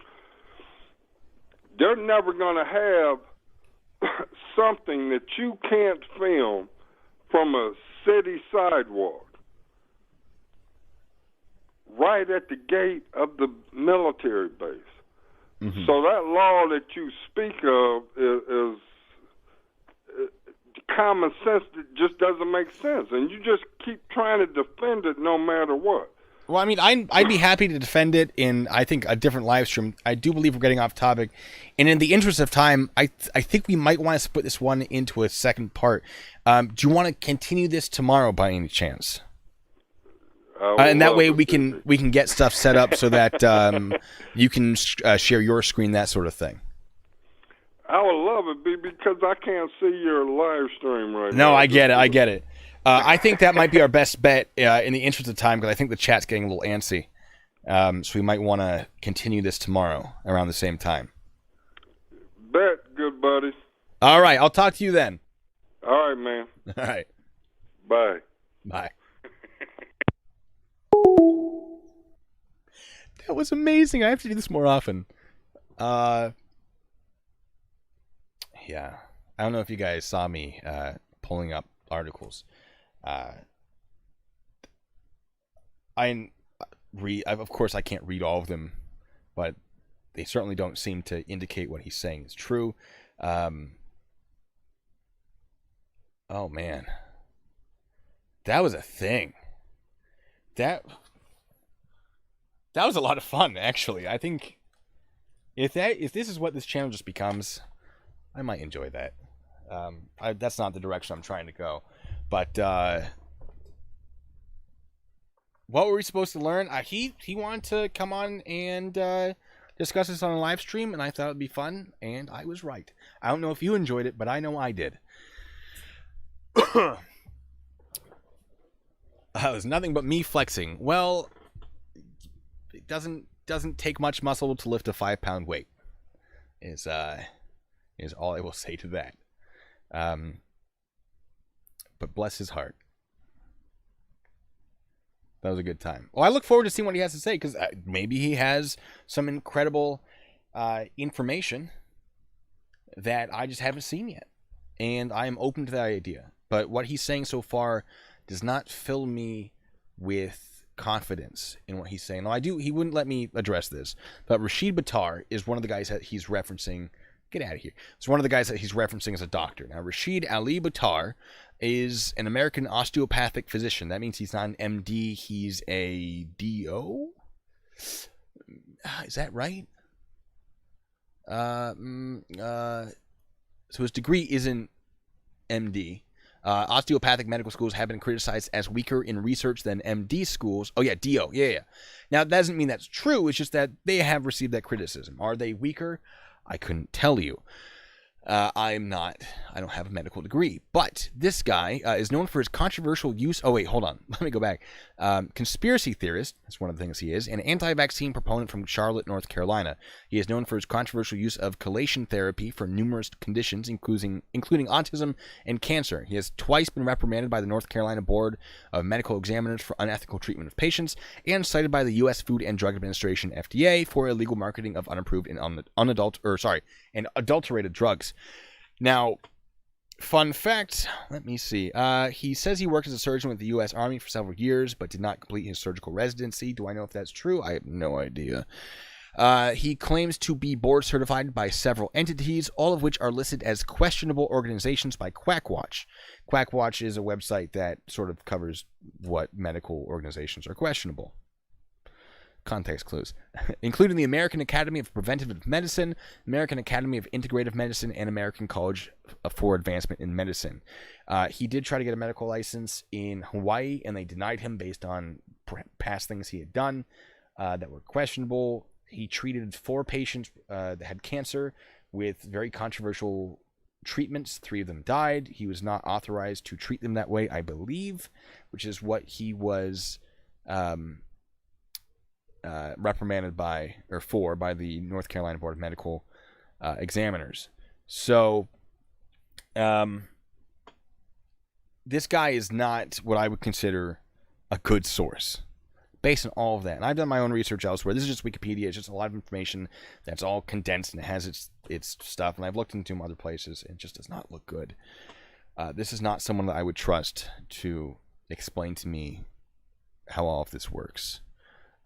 We will try to push that in the direction, because he brought up this guy. He brought up HR 6666, which we were supposed to be discussing, but then we got into vaccines, we got into autism, we got into allergies, and he wouldn't listen to anything I had to say about it. I hope that you all did, because at that point, eventually I stopped trying to convince him. Now I was just putting out information mostly for you guys. For those of you who donated, oh my goodness, thank you so much. You guys are incredible. I'm sorry I couldn't address it directly. I was dealing with him and his comments and researching. I was pulling up articles to see if what he was saying appeared to be true on the surface of what I was finding. I just got one from External Affairs Houston. We should, not today, because I've been doing this for 2 hours now, approximately, but we should definitely make that happen sometime. If I'm going to be, doing live streams, live debates, we should definitely do that. Not today, but if you email me at sergeantbluebacon@gmail.com, we can try to set something up. So, yeah, it was a thing. Now, do your own research as always. I will tell you that most of the stuff that he said, I do not agree with, and that is based not only on my personal opinions, but the facts represented in the articles that I was looking at. So, yes, I'll have to figure out how to get him to actually stream. Can I put the email in the comments? Yes, it'll probably show up. Charging blue big and I don't know if it's gonna show up before gmail.com. All right, yeah, it pops up before I even say it because the delay, of course. Yeah, send me your phone number so I can get you guys to call in. Yeah, because we'll see if we want to get a couple other people involved. Boom.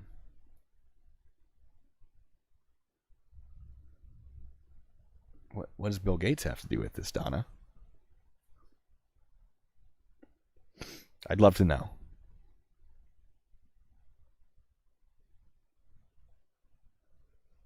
I should have been more respectful. Well, when you debate him in a live stream, Donna, you can feel free to be as respectful as you want.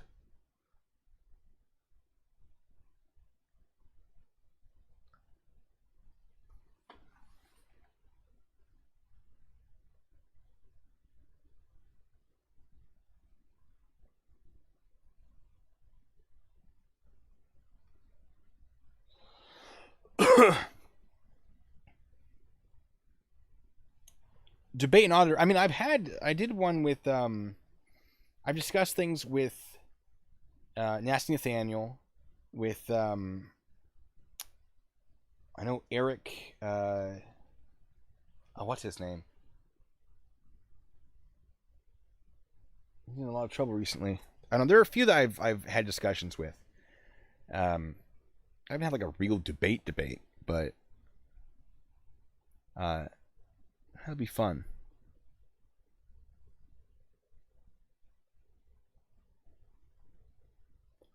Anyway, any other questions before I get out of here? Eric Brandt, that's the one. He popped into a stream once. I was with, oh goodness, who was I with? I know I see his picture in my head, but his name is escaping me. It wasn't one of my streams. I was a guest on it.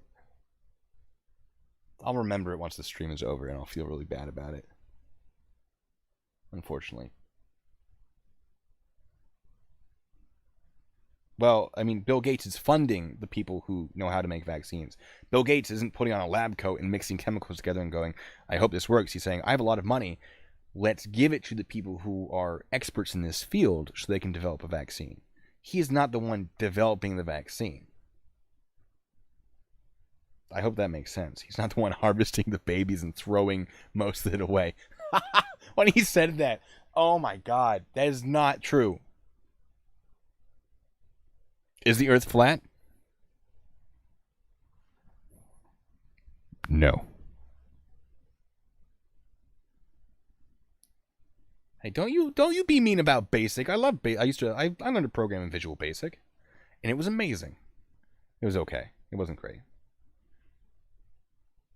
High school.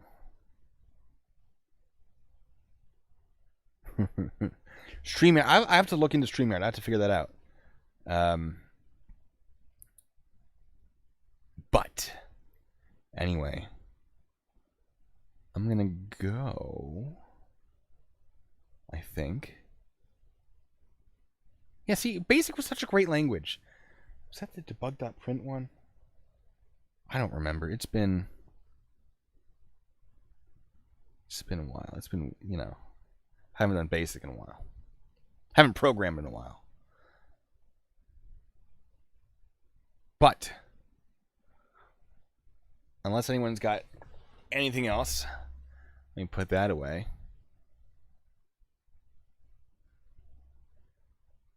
I'm gonna go. I'm just waiting for the chat to catch up. And for those of you who donate, for those of you who donated, thank you so much. C++, also a great language, very, very useful.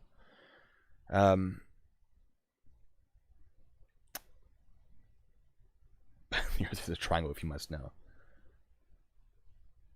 To a flat Earth stream. If I could, I'm no expert on. I mean, I'm not an expert in vaccines either. But based on basic research that I was doing, I feel like I held my own pretty well. I'm not an expert on flat Earth. There are people who do that much, much better than me. I wouldn't say no to bringing a flat earther on here. What I'd really like to do is get some sovereign citizens, constitutionalists, freemen on the land. Well, not freemen on the land because they're not based on the Constitution. What's the other one that I really enjoy? The ones that are just bonkers out there. Moorish Americans, that's the one. Moorish Americans. Oh, if I could get a Moorish American on here, let me tell you, we'd have fun. Let go of my ego, I wouldn't know where to put it. There's no room. All right. You guys are great. Love you all in a totally platonic way. Don't get any ideas, Taylor. Those of you who know about that, I'm not gonna explain. But autism gives you Detroit. Okay. I do want to. He's like, I've never seen that. 150 people. I never saw anyone that was banging their heads against the wall. I do want to say that autism isn't banging your head against the wall. Autism is generally classified as a social disorder where you don't communicate well. Some people that are very high on the spectrum, they just don't process emotions properly. You might not even know they have issues, but on the very low end, they might not talk at all, right? It's not, wearing a helmet and, chewing at the side of the mouth. That's a completely different thing. So I think he's got that a little bit backwards. All right. I'll see you guys tomorrow. Feel free to stop by. We're going to try this again. And you guys were great. So until the next time, all that good stuff, be good and stay safe.